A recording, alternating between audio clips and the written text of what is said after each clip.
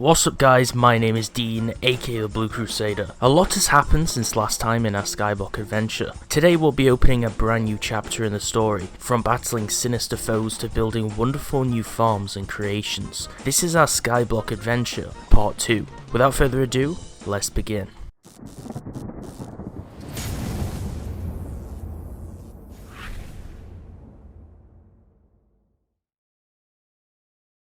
It was night time. We had built a small wall to block out the creatures spawning on the other side of the bridge, but one thing that we could not stop was the spiders. They were relentless. I was brave, so I took it upon myself to be the one to fight them. I climbed over the wall knowing there was no way back, and swung my stone sword at them. But it was 2 against 1, and with no armor I would fall in battle. I was a fool. I had not learnt my lesson from the last time, and had not reset my spawn point, so I was back in the chicken coop again. The spiders still lingered over my body, almost mocking me. But not only did my death negatively affect our island's progress, it also meant I'd lost all of my items that I'd been working up to all this time. I had to get them back. Slowly I crept down the ladder, knowing what I was getting myself back into, but I baited them into the cacti and defeated them and swooped up my items. There were zombies, creepers, skeletons, and even a second enderman lingering about beneath us. We had a lot of challenges to overcome in Skyblock, but one by one we would go through the list. But whatever challenges we had, the phantoms in the sky would cause an everlasting problem as they flew overhead, chasing us. Even with beds, the server did not let us sleep through the night, so they would be a permanent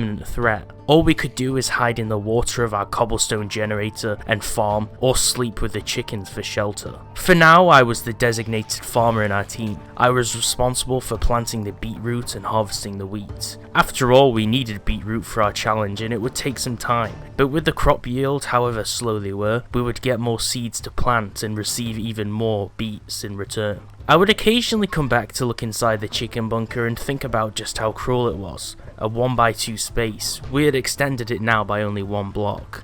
We could still throw more eggs inside to breed even more chickens. And down below, the stable was no better. 20 or 30 animals were all crammed together inside a small box.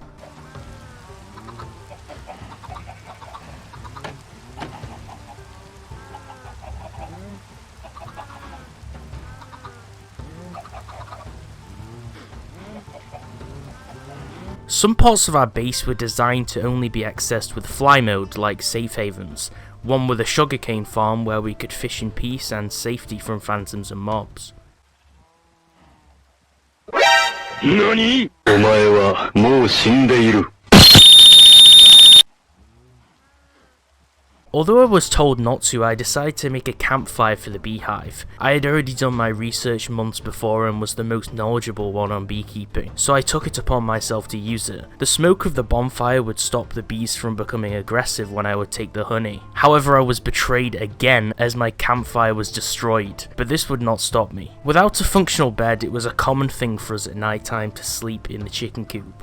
It was warm in there from all the feathers, you could almost smell the sadness of the chickens too, but we needed the eggs and warmth. I was preparing at this point for a chicken riot where they would all escape and probably just fall off the island to their doom.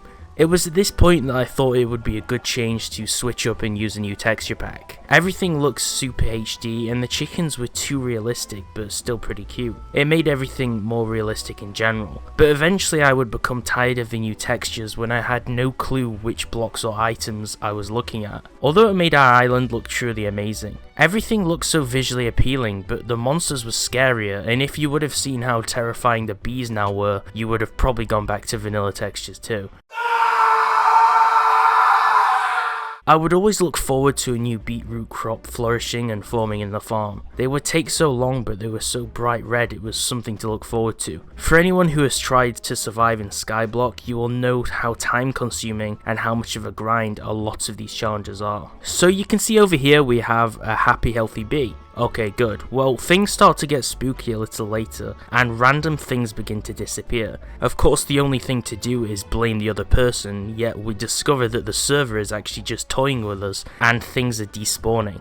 But this guy right here is happy and he's still here at this point, so just remember that for later, okay? Good, moving on. As we were farming trees, the skies began to turn black and darkness loomed overhead. It was nighttime again, and without wasting a second, the phantoms came back, screeching in the skies and lunging towards us. As was the norm, silently we knew what to do. We rushed straight to our new animal bunker and shut it. We were safe here, for now.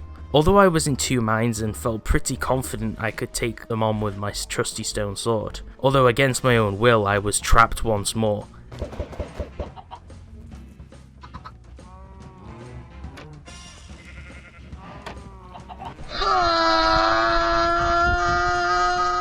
And my final reward for my hunger and low health from all of my farming of beetroot was a sweet pumpkin pie, which I ate down very quickly. Although it didn't do much for my health so fast, it was a good source of food, something we currently lacked. But from this point forwards, we were going to make a lot of developments with our Skyblock base. Thanks for watching this Minecraft video. Make sure to leave a like on it and share it with your friends. Don't forget to subscribe and click on the bell to turn on notifications so you don't miss daily Minecraft videos on the channel. If you enjoyed this Skyblock adventure and want to see more episodes, these things are all you have to do. I'll see you next time.